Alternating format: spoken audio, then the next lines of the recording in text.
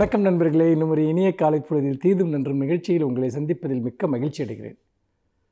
இன்றைக்கு மிக முக்கியமான ஒரு தினம், சென்னை தினம். ஆகஸ்ட் 22ஆம் தேதியை நாம் ஒவ்வொரு ஆண்டும் மெட்ராஸ் டே அல்லது சென்னை தினம் என்று வெகு விமர்சையாக கொண்டாடி வருகிறோம். ஒரு காலத்தில் இந்த மெட்ராஸ் டே என்பது சென்னையினுடைய குறிப்பிட்ட சில பகுதி மக்களால் மட்டுமே அது கொண்டாடப்பட்டு வந்த ஒன்றாக இருந்தது. ஆனால் இன்றைக்கு சென்னை நகர் முழுக்க எல்லா சமூகத்து மக்களும் எல்லா வாழ்நிலையில் உள்ளவர்களுக்குமான ஒரு கொண்டாட்டமாக இந்த சென்னை எங்களுக்கும் உரியது என்கிற ஒரு உணர்வோடு இன்றைக்கு பரந்துபட்ட அளவில் இன்றைக்கு சென்னை தினம் கொண்டாடப்படுகிறது. காரணம், இந்த நகரத்திற்கு யார் வந்தாலும் சரி, அவர்கள் சிறிது காலத்தில் அடையக்கூடிய ஒரு உணர்வு, எனக்கும் ஊர் சென்னை தான் என்பது. இந்த சிறப்பு என்பது வேறு எந்த நகரத்திற்கும் இருக்கிறதா என்று தெரியவில்லை.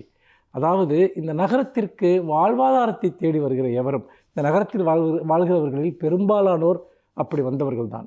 இந்த நகரத்தில் அரசியல் தலைவர்களாக இருக்கக்கூடியவர்கள், மிகப்பெரிய கலைஞர்களாக இருக்கக்கூடியவர்கள், எழுத்தாளர்களாக இருக்கக்கூடியவர்கள், மிகப்பெரிய தொழில் முனைவோர்களாக இருக்கக்கூடியவர்கள், தொழிலாளிகளாக இருக்கக்கூடியவர்கள், கீழ்த்தட்டு, மத்தியதர அல்லது மேல்தட்டு மத்தியதர இப்படி பல அடுக்குகளை சேர்ந்தவர்களும் பெரும்பாலும் இங்கு வந்து குடியேறியவர்கள். ஆனால் இந்த நகரம் வந்த எவரையுமே வந்தேரிகள் என்று சொன்னது கிடையாது. இங்கு வந்து தமிழ்நாட்டின் உட்பகுதிகளிலிருந்து மட்டுமல்ல, இந்தியாவின் பல பகுதிகளிலிருந்தும் பல மாநிலங்களிலிருந்தும் இங்கு பல்வேறு தேவைகளுக்காகவும், பொருளாதாரம் சார்ந்த தேவைகளுக்காகவும், கல்வி சார்ந்த தேவைகளுக்காகவும், மருத்துவம் சார்ந்த தேவைகளுக்காகவும் கூட தொடர்ச்சியாக இந்த நகரத்தை நோக்கி, சென்னையை நோக்கி மக்கள் வந்து கொண்டே இருக்கிறார்கள்.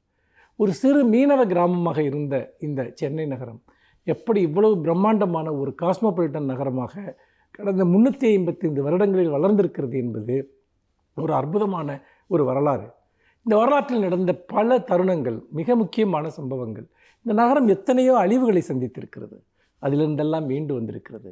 இந்த நகரத்திலிருந்து வந்தவர்கள் யாரும் திரும்பி போக நினைத்தாலும் கூட அவர்களை திரும்பி போக இந்த நகரம் விட்டது கிடையாது.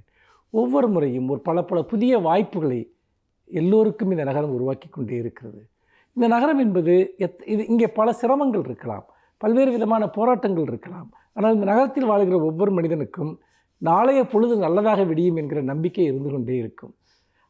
அந்த நம்பிக்கை என்பது மிக அருகிலேயே அவர்களுக்கு இருந்து கொண்டிருக்கும். அதாவது நாம் எப்படியும் வாழ்க்கையின் மேலே வந்து விடலாம், நாம் எப்படியும் ஒரு நல்ல ஒரு நிலைமைக்கு வந்து விடலாம் என்கிற நம்பிக்கையை இந்த நகரம் ஏன் கொடுத்து கொண்டே இருக்கிறது என்று சொன்னால், இந்த நகரத்திற்குள் பல்வேறு விதமான கதவுகள் திறந்திருக்கின்றன.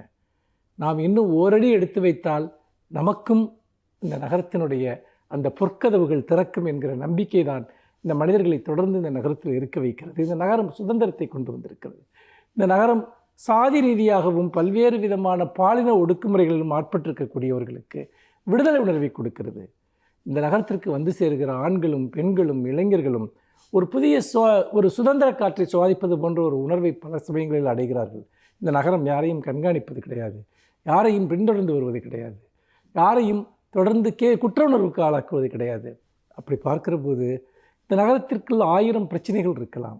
ஆனால் சென்னை நகரம் என்பது மனிதர்களை தொடர்ந்து ஈர்க்கக்கூடிய ஒன்றாக, எல்லோரையும் அகாமடேட் செய்யக்கூடிய, எல்லோருக்குமான ஒரு இடமாக, சகிப்புத்தன்மை மிக்க ஒரு நகரமாக, பன்முக கலாச்சாரம் கொண்ட ஒரு நகரமாக சென்னை வாழ்கிறது என்பது, சென்னையில் 1 கோடி பேருக்கு மேல் மக்கள் வாழ்கிறார்கள் என்பது இந்த நகரத்தினுடைய பன்முகத்தன்மைக்கும் கலாச்சார மேன்மைக்கும் ஒரு எடுத்துக்காட்டு.